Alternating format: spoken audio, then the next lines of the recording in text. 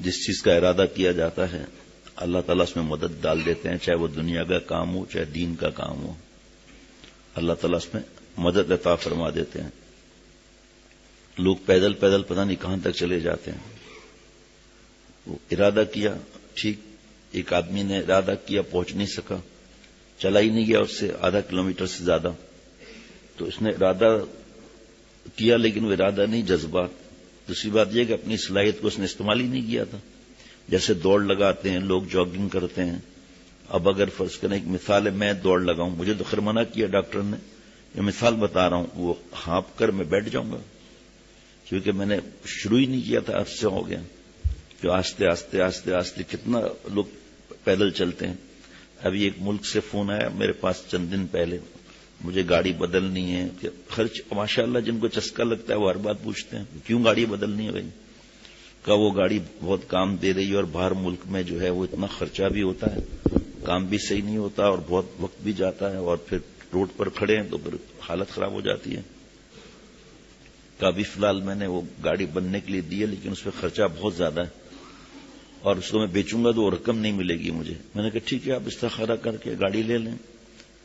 تو انہوں نے کہا ابھی تقریباً پتہ نہیں کتنے دن بتایا، کتنے ہفتے بتایا، کہ 3 کلومیٹر میں سائیکل پر جاتا ہوں فجر کی نماز پڑھنے اور 3 کلومیٹر واپسی۔ بھائی اپنی صحت کا خیال رکھنا۔ اب 2 ہفتے یا 2 مہینے یہ یاد نہیں ہے مجھے، گھٹنے میں شدید درد ہو گیا، پیروں میں شدید درد ہو گیا۔ میں نے کہا بھائی آپ کی عادت ہی نہیں ہے اتنا سائیکل چلانے کی، اتنا پیدل چلنے کی، اپنی صحت کی آپ فکر کریں۔ اسی طرح فجر کی نماز ہے، جب ہم اللہ سے مانگیں گے، رونے جیسی شکل بنائیں گے، اللہ میری شکل کہاں ہے جو میں مسجد میں آ سکوں، میری اوقات کہاں ہے کہ میں آپ کے گھر میں آ سکوں، مجھے معاف فرما دیجئے، سارے دن کی نالائکیاں معاف فرما دیجئے۔ مسنون دعا پڑھ لیں۔ اس کے بعد مسنون اعمال میں کتابوں میں لکھا ہے کہ آیت الکرسی بھی ہے، ایک بار تسبیح فاطمہ بھی ہے۔ اس کے بعد بھی تو پڑھیں تو کوئی منع تو ہے نہیں، لیکن یہ دعا ہم ضرور کریں کہ یا اللہ مجھے اپنے دربار سے محروم نہ فرما، یا اللہ آپ کے علم میں جو خیر ہے اس وقت مجھے اٹھا دیجئے، پھر الارم رکھ لیجئے۔ اتنی ماشاءاللہ تیز آواز ہے اذان کی، خود اٹھ جانا چاہیے۔ اگر ہم نے اپنی عادت صحیح نہیں کی، اس کے بعد جب ہم اپنے گھروں کو جائیں گے تو نماز کیسے پڑھیں گے؟ اٹھانے والی بوڑھی ماں ہوگی، والد صاحب جلدی اٹھتے ہیں، تہجد میں پڑھتے ہیں، مسجد چلے جاتے ہیں، پھر ہمیں کون اٹھائے گا؟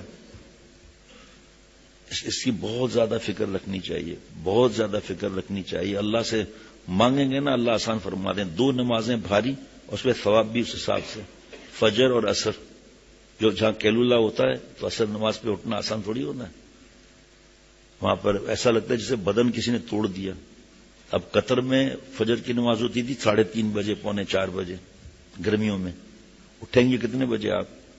میرے جیسا کتنے بجے اٹھے گا جس سے استنجا کے تقاضا اور دیر لگنا، تو میں کتنے بجے اٹھوں گا؟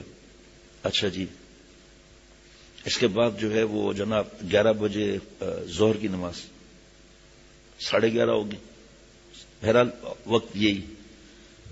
اس کے بعد جناب جلدی سے کھانا کھائے وغیرہ، اور یقین کریں کبھی کبھی تو 15 منٹ سے زیادہ قیل اللہ نہیں ملتا تھا۔ اب جب اللہ اٹھا رہے ہیں تو ایسا لگتا ہے بس بدن ٹوٹ گیا، وہ لیٹ ہو رہے ہیں، بس اللہ عاشق نماز پڑھتے۔ وہاں پر لباس کی غلطی اپنی جگہ پر ہے۔ میں نے ایسے کئی لوگوں کو دیکھا فجر کی نماز میں، جن ملکوں میں جانا ہوا، کوئی زیادہ ملکوں میں جانا بھی نہیں ہوا، چند ممالک میں جانا ہوا، تو خصوصاً عرب ممالک میں جو ہے نماز جلدی ہوتی ہے۔ ٹریک سوٹ پہنا ہوا ہے، نماز پڑھ رہے ہیں ٹریک سوٹ میں، جسم پورا نظر آ رہا ہے، لیکن وہ ایک ارادہ ہے نا۔ اور جیسے ہی نماز ختم ہوئی اور اس وقت نکلے، اور ہم جب نکل رہے ہیں کبھی بیان ہوتا تھا کبھی نہیں ہوتا تھا، وہ پہلے کی بات ہے یہ۔ تو ہم جب نکلتے تھے تھوڑی دیر سے تو پتا چلا پتہ نہیں کہاں تک چلے گئے، اور اب واپس چلے آ رہے ہیں وہاں سے پورا پسینہ پسینہ۔ وہاں تو پسینہ ویسے ہی زیادہ آتا ہے۔ ارادہ ٹریک سوٹ نہ پہنے، اور پھر وہاں پر ہانگ کانگ میں اور ساؤتھ افریقہ میں اور کچھ مساجد ماریشز میں بلکہ جتنی جگہ گئے وہاں پر گاؤن رکھے ہوئے ہیں، کیونکہ وہاں لازمی پینٹ شرٹ پہننا ہے دفتروں وغیرہ میں.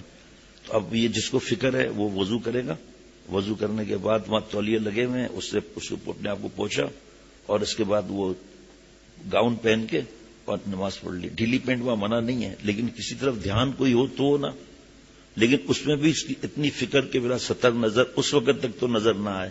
اور کچھ لوگ سامنے اتنا جینس پینٹ سخت پہنی ہوئی ہے، سامنے بالکل یعنی کہ ایسا ہاتھ بڑھاؤ اور گاؤن لے لو، اس طرح کا معاملہ نہیں. یہ بہت زیادہ فکر کی ضرورت ہے اس کی کہ اللہ سے معافی مانگیں. جب ہم اپنے گھروں کو جائیں گے پھر کیسے اٹھیں گے ہم؟ اس کی اللہ تعالیٰ مجھے ہم سب کو بڑی زبردست فکر عطا فرمائے. اللہ تعالیٰ بہت ہی زبردست فکر عطا فرمائے. اللہ آخری سانس تک اپنے گھر میں تکبیر اولا سے یا اللہ مجھے توفیق عطا فرما.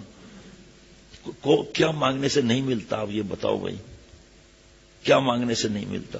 ایک ایسی چیز تو نہیں مانگیں گے جو اللہ تعالیٰ پسند نہ فرمائے، یا بیوقوفی والی چیز تو نہیں مانگیں گے. یہ کڑن، یہ تڑپ اللہ مجھے اور ہم سب کو عطا فرمائے. حریص علی ایمانکم وصلاح شانکم.